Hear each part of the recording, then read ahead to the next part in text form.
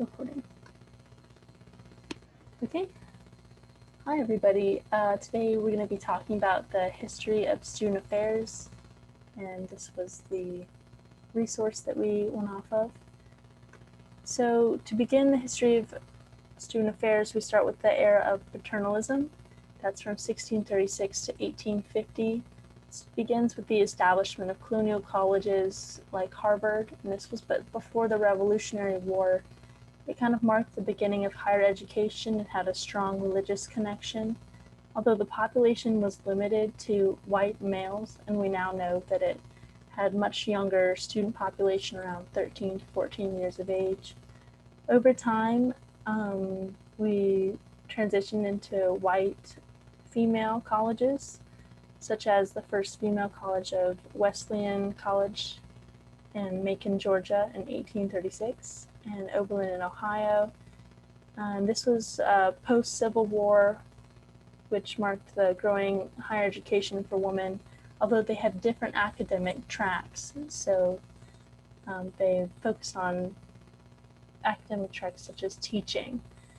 And then there was the African American male colleges starting at post-Civil War. These included Lincoln and Cheney colleges. And finally, there was co-ed colleges that mostly occurred in the Midwest. And this unfortunately caused student oversight, mostly of women. Okay, so the era of college life began in 1850 and went to 1913. And during this time, the deans of women and deans of men were established. Terms of deans of women, after the establishment of Harvard in 1636 and early colonial colleges, women were not allowed to attend college.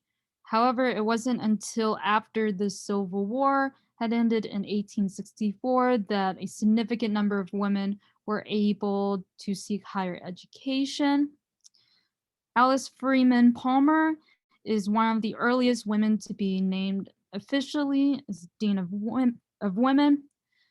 Uh, she was a history professor at um, Wellesley College, where she was also president of the college. Uh, However, she resigned her position after marrying George Palmer because she wasn't expected to work outside the home. But then in 1892, she was offered a position at the University of Chicago and became a part-time history professor by President William Rainey Harper. Then she hired Marion Talbot as an assistant later, who became Assistant Dean of Women and Assistant Professor of Household Sanitation, which is like an early version of home economics with emphasis in the sciences like chemistry and physics. Talbot became Dean of Women after 3 years in Chicago, and Palmer resigned to move back to Boston permanently. Talbot collaborated with other deans of women to share concerns, policies, handbooks, and the latest developments on their campuses. So the deans of women went to the Teachers College in Columbia University in New York to further their education.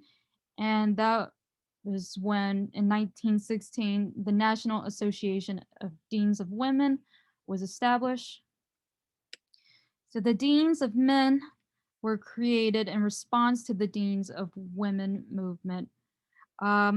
Their role was to line the growing burden on the college university presidents, which led to an increase in undergraduate population of young men and the rise of land grant institutions occurred because many students of these male students in the Midwest came from farms or small towns. And so that's when the Morrill Acts of 1862 and 1890 gave states money in the form of land grants to build new or expand existing public institutions. Thomas Arkell Clark was one of the first official deans of men at the University of Oregon. He attended Illinois as an undergrad, worked as a high school teacher, and was hired at a university to teach rhetoric and lower level English classes. He had a gift for working with difficult young men. He was also heavily involved in many campus activities and events. As his reputation grew in college, he became known as the Deans of Deans, and other deans of men would seek for Clark's advice and sponsorship. So a guy named Scott Goodnight, who was the dean of men at the University of Wisconsin, called for a meeting of the Big Ten deans about student conduct at athletic events in Madison, Wisconsin, where they shared stories and discussed rules and campus conduct. But then later they followed up with a second meeting at Champaign-Urbana campus where they declared themselves the National Association of Deans of Men and made Clark their first president.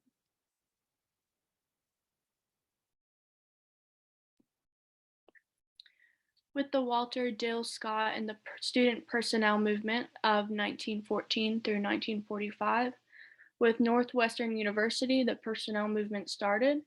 It was driven by social science of psychology. With the Scott system, Walter Dill Scott helped aid officer trainings and personnel classification in Fort Myers, New Jersey. He was one of the first applied psychologists, and the Scott system was applied to officer trainings and many other settings. With the APA president, Scott became president of the American Psych Association and president of Northwestern in 1920. With the student personnel movement, the personnel movement became the student personnel movement. There was 4 key elements of the personnel work. The first was interest in individuals. The second is the appreciation of the methods of science. Third was to utilize scientific methods and scientific knowledge in personnel pursuit. And 4 is the coordination of work of all institution agencies participating in personnel work.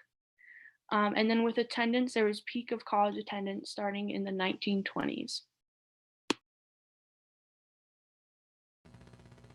Next was the Golden Age of higher education, which took place from 1945 to 1970. This marked the end of World War II in the mid-1940s with President Truman. He created a commission to study U.S.'s economic status, and he was warned to return to a peace economy slowly to avoid a second depression. With slower labor demands of returning veterans, he created government funding to encourage veterans to seek additional education, including monetary incentives. And this led to the Servicemen's Readjustment Act of 1944, also known as the GI Bill, which led to more than 2.2 million vets using it to attend college or university by 1956. This caused institutions to double or triple in size, and access to higher education grew rapidly and as new campuses were being built. With the huge number of new students, there was also a big need for student services and student affairs workers. Although most of the new students were military men, so they needed more deans of men and more services for men. So the deans of women weren't as necessary as the number of women students declined, and more men were assigned to positions of deans of students or vice presidents for student personnel services, even if the women going for the same positions were equally or better prepared. In 1951, the Dean of Men voted to change their name from Deans of Men to the National Association of Student Personnel Administrators. At the same time, the Deans of Women maintained their name as the National Association of Women Deans, eventually becoming the National Association of Women in Education, which eventually joined the ACPA and then NASPA over time. This encouraged the change of responsibility for student affairs workers to focus on the management of student behavior to all aspects of student life. And the GI Bill also incentivized returning vets to get married, have children, and own homes, thus beginning the generation of baby boomers. And this created demands for the education system. And by the 1960s, the baby boomers were ready to go to college. That created greater demands for higher education and student affairs professionals. And at the same time, they had to confront social issues on campus like the Vietnam War, civil rights movement, and the draft.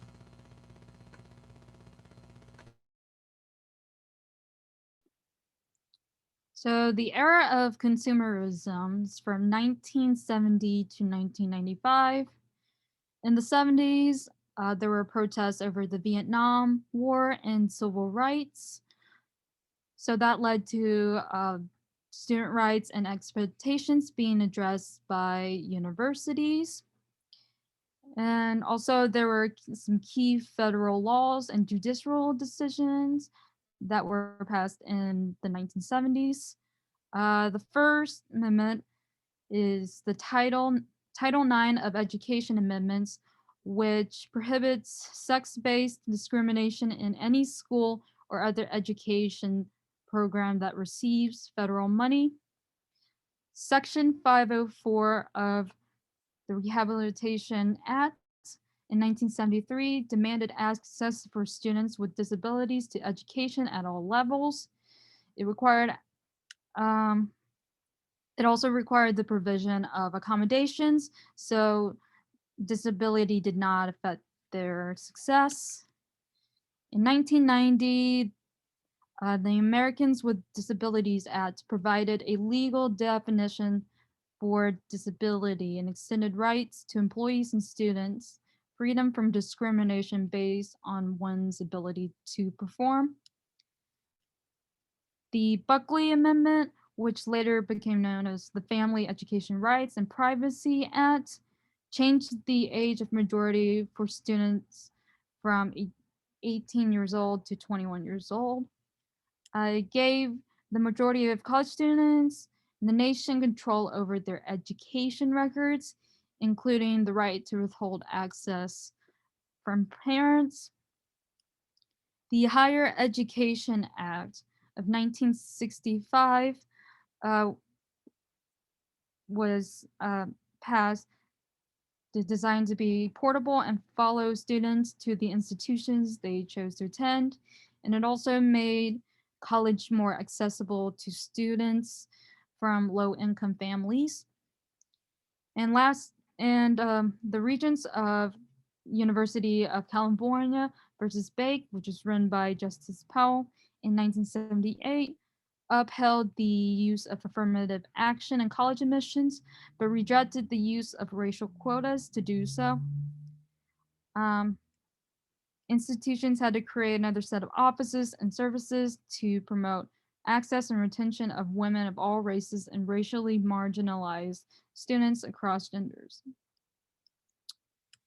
And for the student affairs documents, in 1975, the Council of Student Personnel Associations in Higher Education published 3 publications on student development services and post-secondary education. Tomorrow's Higher Education, Phase 2, a student development model for student affairs, the future of student affairs. And then in 1979, the Council for the Advancement of Standards for Student Services was founded. Its mission was to begin to codify and document effective practices in student services across colleges. In 1986 was the first set of Professional Standard. It was published in 1983. A Nation at Risk was written by Ed T.H. Bell, which talked about the decline of student performance in standardized tests compared to students in other countries, and criticized the effects of multiculturalism and efforts to diversify the curriculum.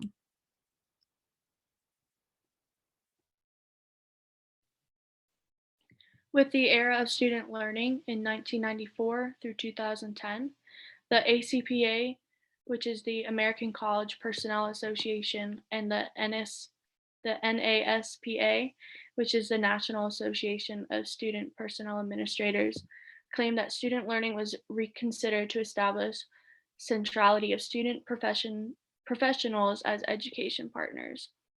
These documents redefine learning in and out of the classroom. For Principles of Good Practice for Student Affairs, Student Learning Imperative and Learning produced this in 1998. This document, the leading national associations for student affairs professionals, outline general characteristics of effective practice in student affairs. With higher education, student affairs wanted higher education. They wanted to focus on a more serious version of school and academics. Coombs and Wilson in 2009, they defended the valid of student affairs contributing to student learning. And then in 2000s, the National Association for Women in Education closed. Finally, the era of professionalism from 2010 to the present. The focus was shifted from Coombs and Wilson's era of student learning in 2009. And the focus was shifted from the learning and development of student affairs professionals to their status and accountability, specifically the financial accountability that came with the higher costs of colleges. And some interesting statistics include that the number of administrative employees increased from 57% from 2001 to 2011. And there was an increase in public and private higher education social services, specifically 29.2% in public education and 71.9% in private nonprofit education. In 2007, there was new field requirements, including that you had to get a graduate degree for most student affairs work. And the canons of student affairs included professional literature that became increasingly required for professionals in the field. It focused on the growth and development of knowledge, awareness, and skills necessary for effectiveness. The ACPA and NASPA were trying to initially merge together to create one overarching association, but it turned out to be a failure in 2009, for they felt like they were concurrently competing and collaborating as professionals. The money now, branding and marketing, professional development, networking, and volunteer leadership opportunities are now viewed more as products, and the Student Affairs Division have poured more money into middle-class leisure amenities like new residence halls, recreation centers, and dining options, while reducing the budgets of development, programming, and their staff members. The Professional Student Affairs Division now carries a certain character, appearance, and price tag to be considered as far as today. So the future challenges and considerations of student affairs includes the increasing enrollment in higher education will challenge professions with how to translate student services and support for learning and development beyond face-to-face interactions. It also includes the continued and increasing diversity of the student body, that will require student affairs professionals to produce better methods of students to go beyond superficial engagement with difference. And as college costs continue to rise and the availability of need-based grant and scholarship aid decreases, economic disparities among students attending the same institution and between students at different institutions will become more evident. Also, social media has significantly changed how people communicate with each other and has exposed the bullying and harassment that was previously hard to show. The increase in business applications of competition, commodification, as well as budgeting and management principles have implications for the long-standing guiding principles of student affairs practice. The values and attitudes that were stated in the student personnel point of view don't seem to align with today's demands.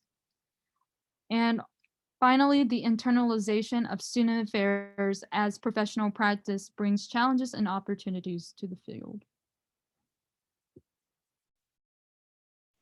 In conclusion, student affairs have grown rapidly over the 19th, 20th, and the 21st centuries. It was created in response to the wants of students and their needs and concerns. Student affairs have become a broad profession within a higher education, ranging from orientation to residential life to career services and more. As a result, student affairs have become involved in aspects of higher learning or higher education, and the welfare and livelihood of students overall is critical to the success of institutions of higher learning and to success to all students. So we just had some discussion questions and questions for further thought on this topic, including how student affairs programs adapt for diverse campus environments today, what are the biggest changes student affairs programs have made over time, and how social media and technology has affected student affairs. And that's it. So thank you guys so much for listening. And yeah.